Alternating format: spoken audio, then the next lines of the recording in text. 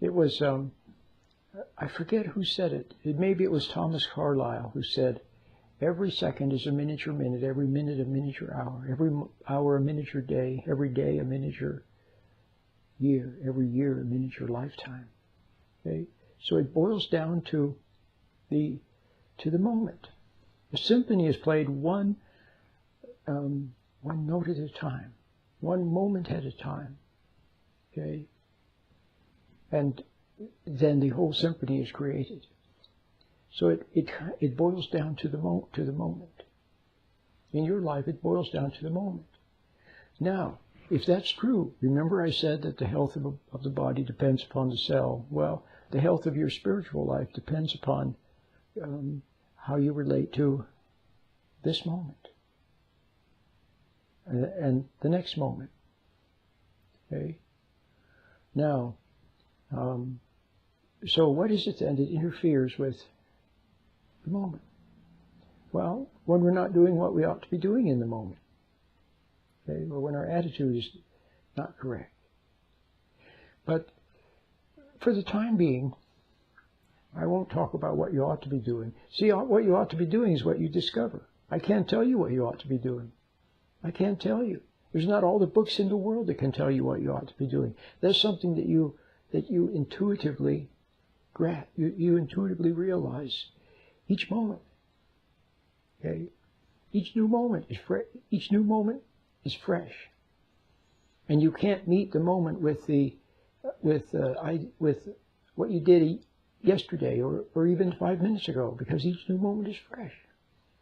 Okay, so every day you should awaken like a little child in the morning. With little child leaps from bed, ready for a day of adventure and discovery.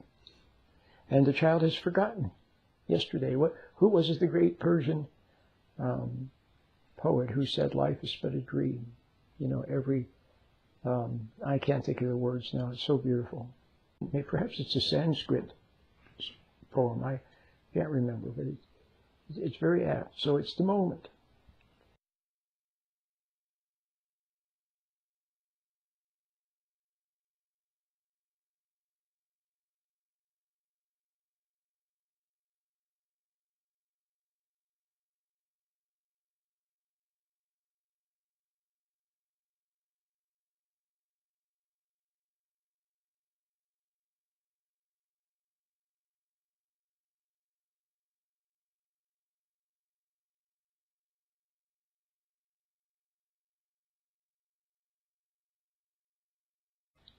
So I can't tell you what you should do in each new moment. See, I don't even know what I'm going to do in each new moment. It's a surprise to me sometimes what I say, okay, or what I do. It's a surprise. Who would have thunk it? You know, like now I'm studying physics, calculus, trigonometry.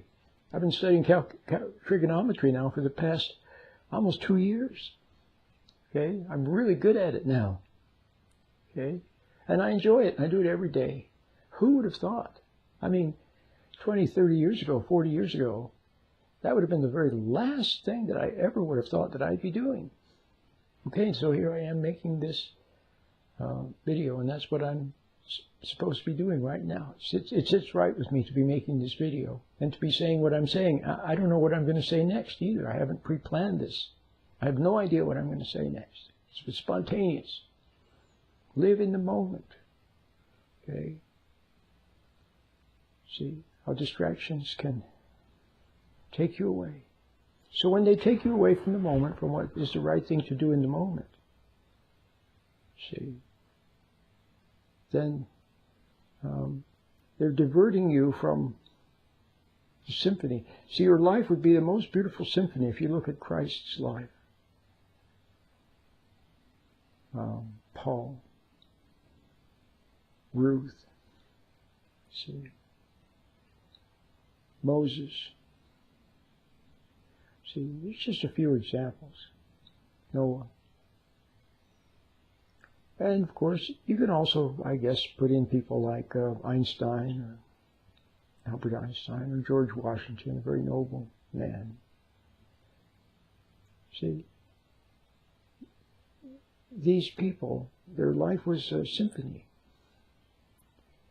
But if you are diverted from the symphony because you're off chasing after some selfish goal, or you're off drinking, or you're smoking marijuana, or you're angry and planting a revenge, see, that diverts you from what could be the symphony of your life.